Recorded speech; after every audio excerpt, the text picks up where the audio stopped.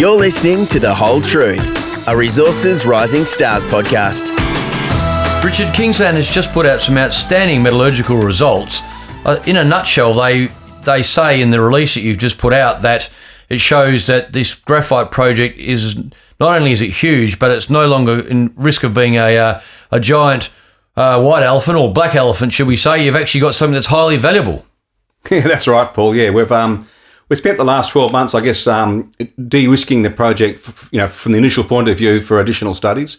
We've now got a large graphite resource, the largest in Australia, as you mentioned, and now we've proven that we can produce a concentrate grade of above 94%, which is, I guess, what you need to have a commercial grade marketable concentrate. So we're pretty happy with those results. Now, this is pivotal time, isn't it? Because as people in the mining industry are want to saying, the metallurgical tests are the great big lie detector. You can have a great big deposit of something, but if you can't recover it and process it, it's worth next to nothing. So you'd already outlined what is now Australia's biggest graphite resource at Leliyn, but the key issue up until today does it have favourable metallurgical properties, i.e. can it be recovered and made into anode for use in lithium batteries?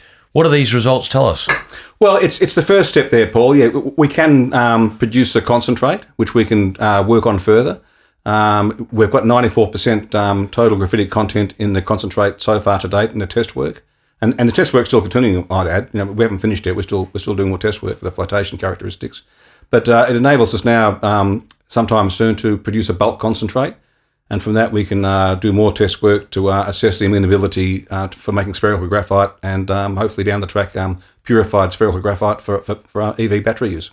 So what do you need to do to go from the results you've published from these metallurgical tests to take it from a concentrate, as you say, through to establishing beyond all doubt that this is suitable for use in lithium batteries? Well, we'll do more test work on the flotation, as I just mentioned.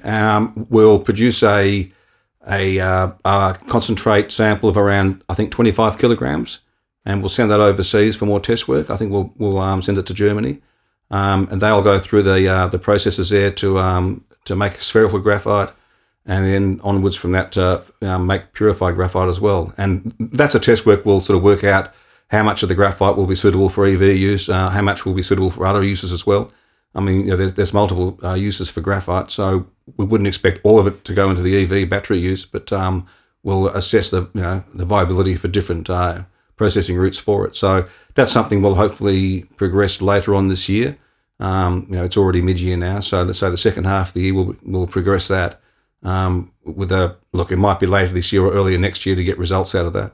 But these results must give you very strong encouragement, Richard, that the metallurgy at Leliyn is suitable for batteries. It's taking you a long way down that path, isn't it? Oh, look, it is early days. The results today are pointing that we can, but we haven't got the test work yet. So far there's been no red flags raised with this test work. It's a fine flake, which is what you need for which is optimal for the battery use. So we've got that. So it's a matter of doing the test work now, and we'll see how we go. But at this stage, yeah, it's looking positive. It's all good so far. So we know we've got some very good metallurgical results, some more to come, and a huge deposit, the biggest graphite deposit by resource in Australia.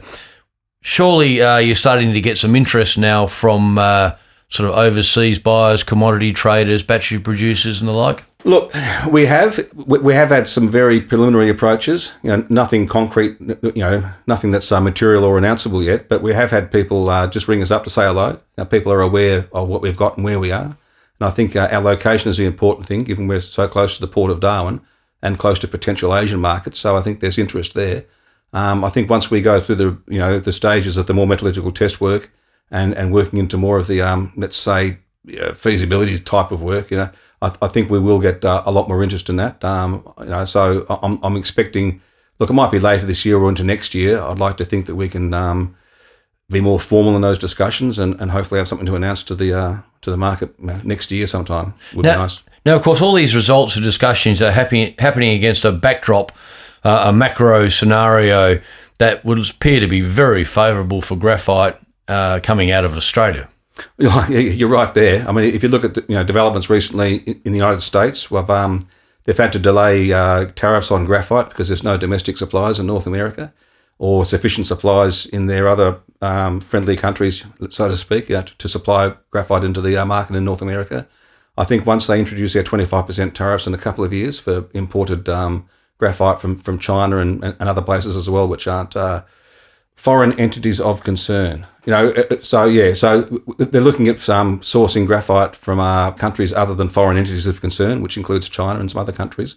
So I think once that comes in a couple of years, they've got to have enough graphite from jurisdictions which they can claim the IRA tax deductions and subsidies. So China has a stranglehold on the global graphite supply market, and as you rightly say, America is threatening to put huge tariffs on graphite from China. But of course, China doesn't see it as all one-way traffic, does it? Because China itself has imposed strict export restrictions on graphite.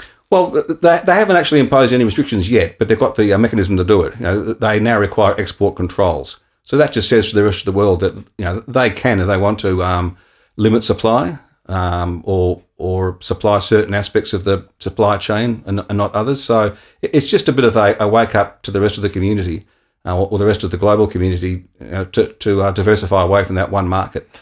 So whether it's the Chinese controlling or restricting the exports of graphite, or it's America putting huge tariffs on the import of Chinese graphite, or both, as the case may turn out to be, no matter how you view it, Australian graphite is going to be in huge demand. Oh, look, I think so, undoubtedly.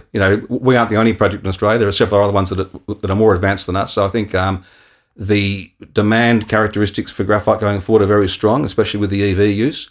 And I think also the limiting, dependence on one source or one primary source is also going to affect the price going forward. Now, of course, with all these things, you want economies of scale and quantity of deposit. And as we said, it's the biggest resource established in Australia. But that resource is only based on a small portion of what you know to be the mineralisation and the outcrop, isn't it? That's right. It's on about 25% of what we've got on the outcrop there. So, look, we could do more work sometime soon and increase that resource if need be. I think once we go down the test work or more advanced test work, and we know what we need to produce, let's say spherical graphite, for example, I think we can go along that strike there and try and pick out the best bits of it or the most applicable pieces to maximise the revenue from the deposit. And I think given we've only drilled about 25% of the strike length, there's considerable upside there, and we're sort of working on trying to quantify that at the moment. And developing plans to see if we can improve those numbers going forward. So there's a bit of exploration work underway still? Well, not underway at the moment. It's being planned at the moment. Right now, we've the drillings. I guess it's been paused while we're doing this metallurgical test work. I think we felt it prudent to make sure we could produce a concentrate first, or a marketable concentrate before we commit more funds to drilling. So that's what we're doing now. I think maybe later on this year or into the next dry season, we'll be doing more drilling to increase to upgrade the resource from inferred to indicated, but also perhaps to do some very broad brush investigative work up to the north to try and see what the characteristics of the graphite are up there. So you're armed with these metallurgical results, you're armed with a huge JORC resource at a deposit pretty close to a train line, access to the Darwin port. What do you do next? The pieces of the jigsaw seem to be falling into place. Well, that's right. It's like you're saying, they're all falling into place now. So we've got those first two pieces, the resource and the preliminary, the first pass test work. The next step is the downstream processing. I think it's advancing offtake negotiations. We've started the process of applying for a mining lease as well.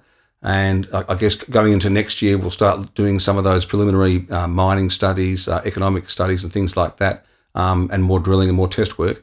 So I think, it's looking fairly favourable now for potential development scenario in years to come. Would you be hopeful of some sort of offtake arrangement that also becomes a funding solution? Oh, look, again, it's early stage now. I think our focus right now is on producing a graphite concentrate. I think once we can just show people we can do that, I think then we'll look at the best way of moving the project forward with the funding.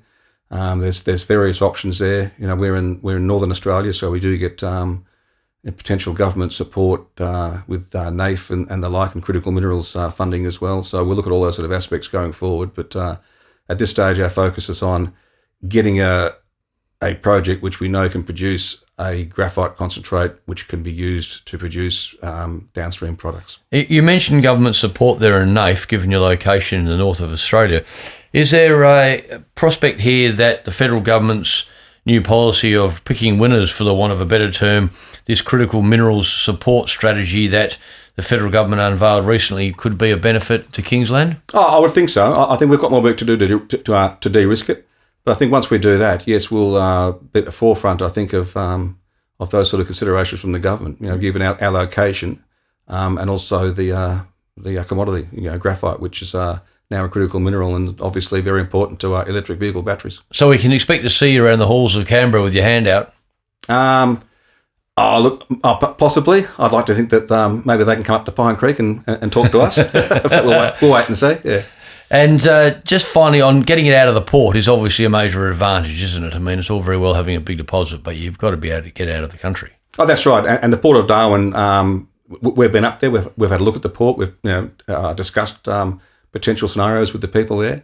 It wants business. It's underutilised. So, we're very lucky that we're close to a port which wants business and is very, very close to potential Asian markets. Yeah, as we say, the pieces of the jigsaw are falling into place. Very well, Richard. Strong news flow over the next few months with some more met results and maybe a little bit more on the size of the resource. Oh, look, that's right. Yeah, more met test work. That'll be ongoing now. We're looking at doing some more detailed mineralogical analysis as well of the deposit. And also, obviously, we're looking at updating the exploration target sometime shortly as well. So, that'll be news flow coming up fairly soon. Now, graphite stocks have some time ago come off the boil, haven't they? And what's the market cap now? Oh, the market cap now is around $15 million. Like you said, the graphite price has been, fairly subdued the last 12 months. There's been a bit of a decline, I think, along with other battery minerals as well. Lithium is a good example. But just looking at the supply and demand characteristics and fundamentals going forward, you'd have to suggest that the graphite price has only got one way to go, and that's up. Especially with the people considering tariffs to some of the major markets and also government subsidies for EVs and batteries and things like that. So I think it's a pretty positive future for the graphite price. So at $15 million, the leverage would seem to be substantial. Look, I would agree with you there. I think, again, our location is very important, the size of the deposit. A mineral like graphite, graphite's essentially an industrial mineral. Economies of scale are very important, and we've proved we've got that with the size of the resource. And hopefully we can carry that through to the processing as well. So, it's looking very positive, yeah. Great. Well done on the metallurgical results, Richard. They're obviously, as we say, absolutely pivotal to any project, and you seem to be getting the right signs out of the laboratory there, so we'll watch that with interest. Great. Thanks very much, Paul. Nice to talk to you. Thank you. You've been listening to The Whole Truth, a Resources Rising Stars podcast, produced by Resource Media, hosted by Paul Armstrong for Reed Corporate. Please note that Reed Corporate does not provide investment advice, and investors should seek personalised advice before making any investment decisions.